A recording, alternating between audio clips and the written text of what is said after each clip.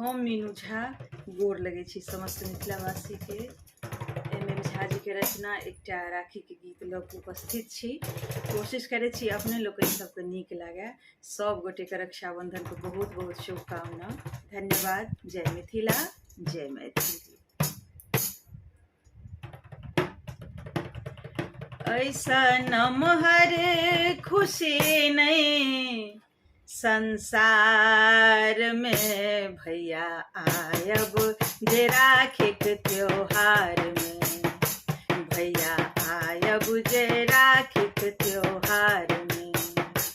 ऐसा नमहर खुशी नहीं संसार में भैया आयब जे राखी के त्योहार में, भैया आयब जे राखी के त्योहार में।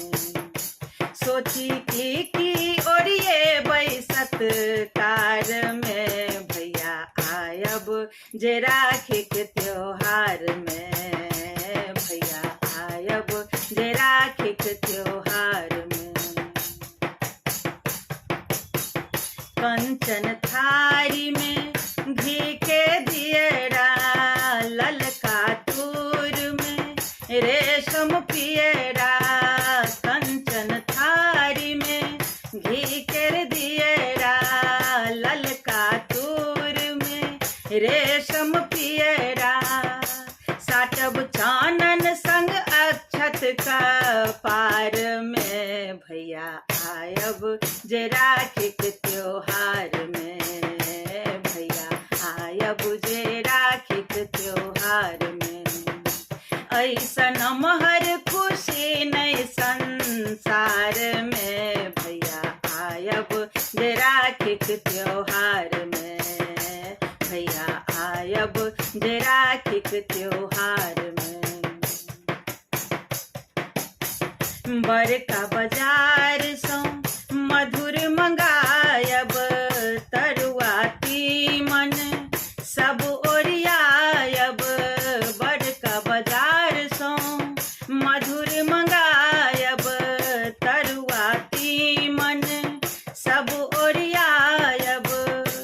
पौरब दही के रखब दही के अथरा सचार में भैया आयब जे राखी के त्योहार में, भैया आयब जे राखी के त्योहार में। ऐसा नमहर खुशी नहीं संसार में भैया आयब जे राखी के त्योहार में, भैया आयब जे राखी के त्योहार में। भाई बहिनक पावन राखी, ओनई उपहार भर ढाकी। भाई बहिनक पावन राखी, ओनई उपहार भर ढाकी। मिश्री घोरने रहब अहि अनुराग में भैया आयब जे राखी के त्योहार में, भैया आयब जे राखी के त्योहार में।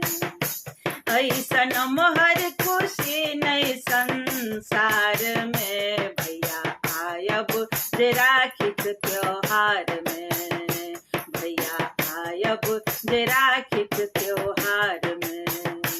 सोची की ओरिए बैसत कार में भैया आयब जे राखी के त्योहार में, भैया आयब जे राखी